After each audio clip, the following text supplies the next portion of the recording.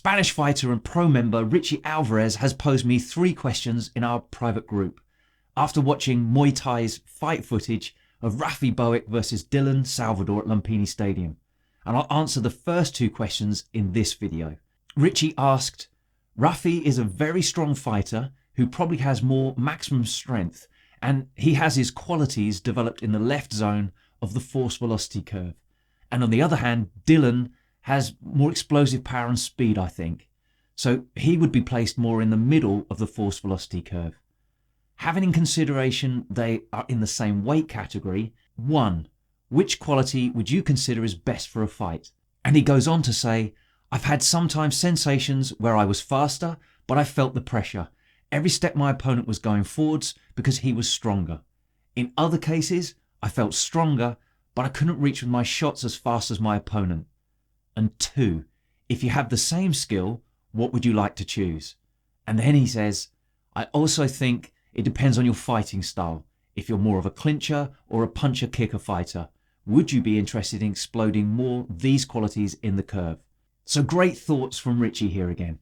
In reality, these 2 questions kind of merge into one, and the answer is multi-dimensional.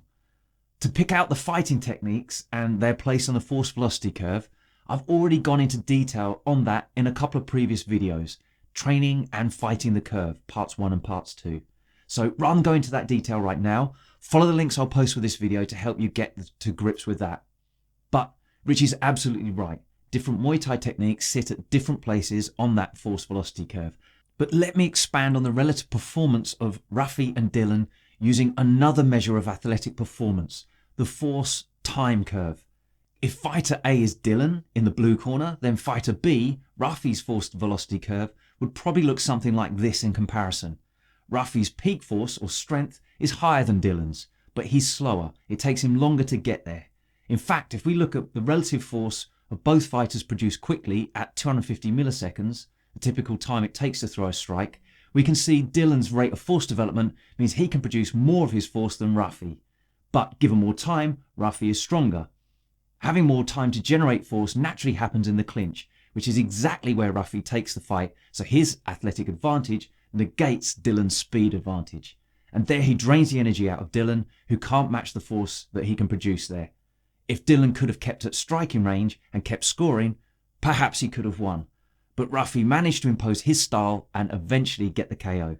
I'll come back to the matter of styles and athletic profile in a moment, but let me explain how these athletic profiles can change if your long-term training targets perfecting sporting movement, as highlighted by the legendary Versatility in 1977.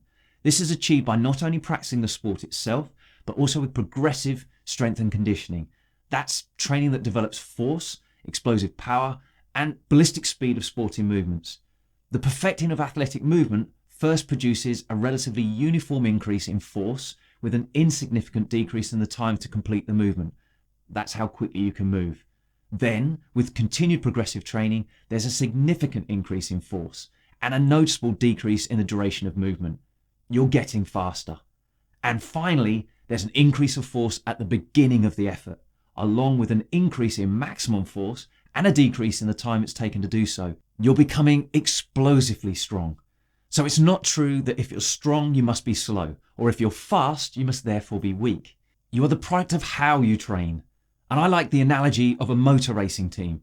The long-term training has upgraded the race car from a basic level of performance to a highly tuned elite level of performance. And now having a great car doesn't mean you're capable of driving it well enough to win a race. Placing a great driver in a great car, that means you're going to win races.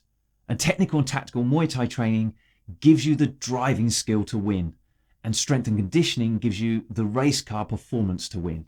Neglecting either part of your training leaves you vulnerable to an opponent who hasn't.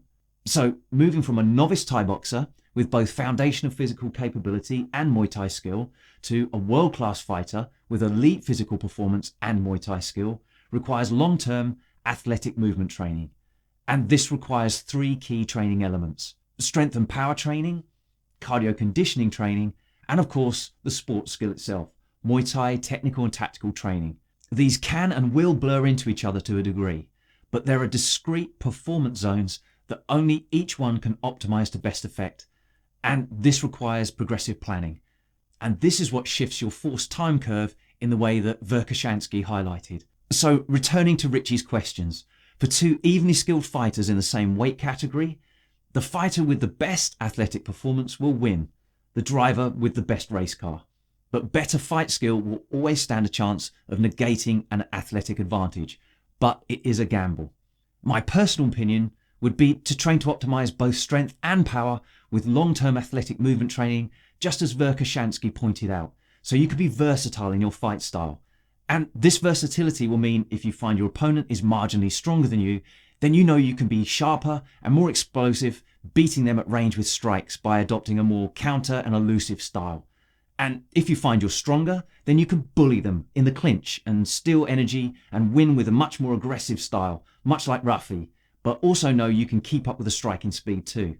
Having a good athletic profile means you can pull off this change of style to defeat your opponent if you've developed the technical ability, practicing different Muay Thai styles at different ranges.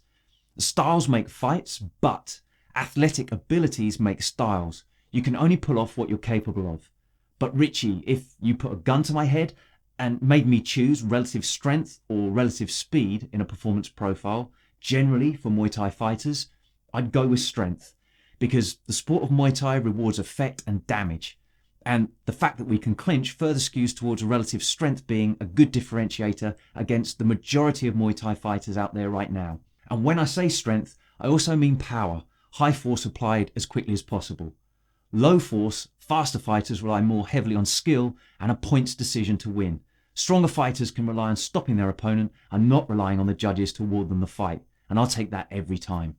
For example, if we take our two fighters here from Lumpinee, our stronger fighter Rafi currently sits with nearly half of his wins by way of KO, and our weaker, faster fighter Dylan, who's arguably had less fights, but has yet to stop an opponent, with all his wins coming by way of decision. And it's a matter of fight style, but one-trick ponies come unstuck when their predominant style doesn't work against an opponent's style that's in front of them. And being a versatile fighter, capable of changing to a style that messes up your opponent's style, is the key to enduring success. And a versatile fight style is underpinned with a versatile athletic profile, which in turn is underpinned by long-term training perfecting sporting movement, by exploiting the force time curve. Remember, you can't pull off what you're not capable of.